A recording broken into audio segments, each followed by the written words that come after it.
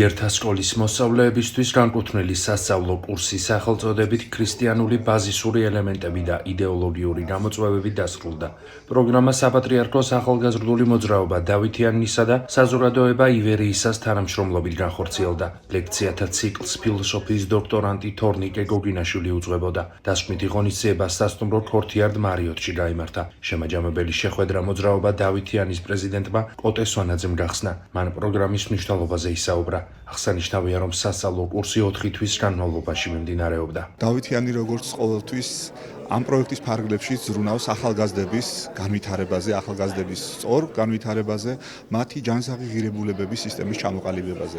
გავლილი კურსის მასალა ახალგაზრდებს აძლევს იმის საშუალებას, რომ მათ ჯანსაღად გაიაზრონ ცხოვრებისეული საკითხები. ვინ ვარ მე? რისთვის ვარ მე? რა არის თავარი ადამიანურ ურთიერთობებში? როგორ უნდა ვემსახურო ჩემს სამშობლოს? რა უნდა შევძინო ჩემს სამშობლოს თუ ჩემს ოჯახს? მოკლედ, უამრავი ისეთი საკითხი იქნა განხილული, რომელიც ადამიანის პიროვნებად ჩამოყალიბებას უწყობს ხელს. გასულ წელს საზოგადოება ივერიესა და დავითიან შორის შედგა შეთანხმება, რომლის ფარგლებშიც ლიდერთა სკოლის ახალგაზრდებისათვის შემუშავდა სპეციალური პროგრამა ქრისტიანული ბაზისების ელემენტები. ამ პროგრამის ფარგლებში დაახლოებით 30-მდე ახალგაზრდა, რომლებიც უკვე ლიდერთა სკოლაში არიან გადასული, გაიარეს კურსი. 4 თვის განმავლობაში საკმაოდ ინტენსიური კურსი იყო. ლექციებს უძღვებოდა ბატონი თორნიკე გოგინაშვილი, რომელიც გამოირჩევა თავისი მიდგომებით ახალგაზრდებთან. სპეციფიკა ძირითადად იყო ფილოსოფია და ქრისტიანობა. ამ კუთხით ახალგაზრდებს მიეცათ საშუალება, რომ გაეღრმავებინათ ცოდნა, ზოგადად მსოფლმხედველობის შესახებ აემაღლებინათ თავისი ცნობიერება და რაც მთავარია, შეიქმნა გარემო, სადაც ახალგაზრდა ლიდერების ჩამოყალიბებაში იდეოლოგიურად მოხდა დავითიანისა და საზოგადოება ივერიისას შრომის გაწევა, რომელიც ვფიქრობ გრძელვადიან პერსპექტივაში საკმაოდ კარგ შედეგებს მოუტანს ჩვენს ქვეყანას აღნიშნული ახალგაზრდების სახით და მე მინდა წარმატება უსურვო მათ ვისარგებლობის შემთხვევით გადავხდით მადლობა საზოგადოება ივერიისას, მის ხელმძღვანელს ბატონ გიორგი თავაძეს, უშუალოდ ბატონ თორნიკეს და ყველა გუნდის წევრს, ვინც ამ პროგრამის განხორციელებაში გვეხმარება. ეს არის გრძელვადიანი პროგრამა და ეს პირველი კურსი იყო. ჩვენ გვაქვს თანამშრომლობის გრძელვადიანი ხედვა და წლების განმავლობაში ვფიქრობთ, ბევრ თაობას მიცემ საშუალებას გაიღრმავონ თავიანთი ცოდნა სხვადასხვა მიმართულებით.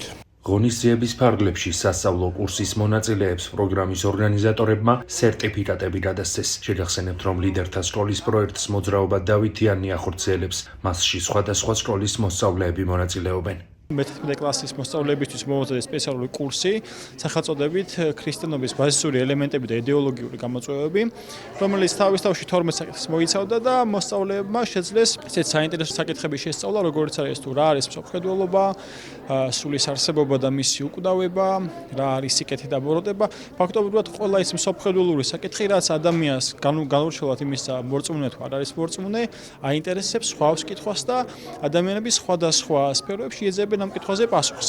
მე ვფიქრობ, რომ კურსი ძალიან საინტერესოდ განვითარდა, ძალიან კარგი შედეგების დაიდო. ვფიქრობ, რომ ორივე მხარე, როგორც საზოგადოება ივერიისა, ისევე დავითიანი კმაყოფილია ამ კურსით.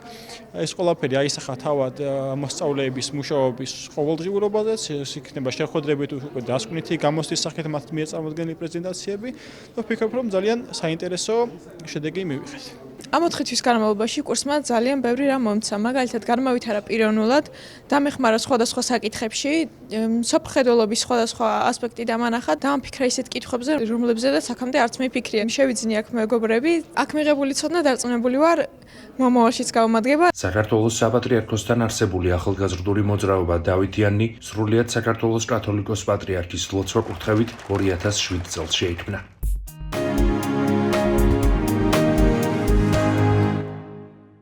ეროვნულ სასახლეში თეატრის მოყვარულთა კურსი იწყება. ამ დროისთვის მასში მონაწილეობის მსურველთა რეგისტრაცია მიმდინარეობს. სასწავლო კურსს ხელოვნებად მცოდნეობის დოქტორები ანა მირიანაშვილი და ლაშა ჩხარტიშვილი გაუძღვებიან. ორგანიზატორთა განმარტებით პროექტში მონაწილეობის მიღება 16-დან 25 წლამდე თეატრით დაინტერესებულ ახალგაზრდებს შეუძლიათ. პროგრამის ფარგლებში მსახიობებთან, რეჟისორებთან და დრამატურგებთან შეხვედრებიც გაიმართება. კურსის მონაწილეები ასევე დაესწრებიან სპექტაკლებს თბილისის სხვადასხვა თეატრში. ეროვნულ სასახლეში იწყება თეატრის თეატრის მოყვარულთა კურსი. ეს კურსი იქნება 4 თვიანი, დავიწყებთ მარტიდან, დავასრულებთ ივნისში და ეს არის 16 წლიდან 25 წლამდე ახალგაზრდებისთვის განკუთვნილი, ასე ვთქვათ, ნახევრად პროფესიონალური, ნახევრად სამოყვარულო კურსი, სადაც ჩვენ ვისაუბრებთ თეატრის საფუძვლების შესახებ, საერთოდ რა არის ხელოვნება, რაში გვჭირდება ხელოვნება, როგორ იქმნება ესა თუ ის სახელოვნებო პროდუქტი, ასე ვთქვათ, ამ შემთხვევაში სპექტაკლი, რა გზას გადის თვითონ სპექტაკლი, იდეიდან უკვე პრემიერამდე და ძალიან ბევრ საინტერესო რამეზე ვისაუბრებთ, რისგან შედგება თითოეული სპექტაკლი, ასე ვთქვათ, დავშლით შემადგენელ ნაწილებად. ეს კურსი არის განკუთვნილი ახალგაზრდებისთვის, ვინც უბრალოდ დაინტერესებულია თეატრით, შეიძლება ეს არ იყოს მათი, ასე ვთქვათ, პროფესიის ნაწილი, სამომავლო პროფესია, შეიძლება ისინი სწავლობდნენ სულ სხვადასხვა ფაკულტეტებზე, შეიძლება სულაც სკოლის მოსწავლეები იყვნენ, თუმცა დაინტერესებული იყვნენ თეატრით და იყვნენ უბრალოდ ძალიან კარგი პროფესიონალი მაყურებლები. პროექტის დასრულების შემდეგ მონაწილეებს შესაბამისი სერტიფიკატები გადაეცემათ. აღსანიშნავია, რომ თეატრის მოყვარულთა კურსი უფასოა. მასში მონაწილეობის მსურველთა რეგისტრაცია კი 25 თებერვალს დასრულდება.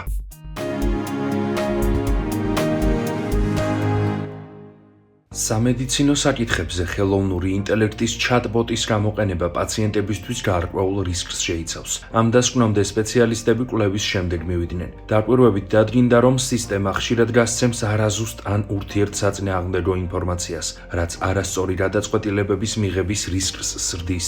კვლევა ოქსფორდის უნივერსიტეტში ჩატარდა. სპეციალისტთა განმარტებით ხელოვნური ინტელექტი ამ ეტაპზე მზად არ არის ექიმის როლი შეასრულოს. მათი განცხადებით პაციენტმა უნდა გააცნობიეროს, რომ სიმპტომების შესახებ ჩატბოტისთვის მიმართვით შესაძლოა მიიღოს არასწორი დიაგნოზი და სამედიცინო დახმარების გაწევა დაგვიანდეს. სპეციალისტები ამ საკითხზე 1300 ადამიანს აკვირდებოდნენ. მონაწილეთა ნაწილმა დიაგნოზის დასადგენად ხელოვნური ინტელექტი გამოიყენა, ნაწილი კი ტრადიციულ გზებს მიმართავდა, მათ შორის ოჯახის ექიმთან კონსულტაციას. კვლევის შედეგებმა აჩვენა, რომ ხელოვნური ინტელექტი ხშირად აერთიანებს სწორ და მცდარ ინფორმაციას. ამის გარჩევა ადამიანისთვის რთულია. კვლევართა განცხადებით მიუხედავად ხელოვნური ინტელექტის წარმატებისა, მისი გამოყენება რეალურ პაციენტებთან სერიოზულ რისკს შეიცავს.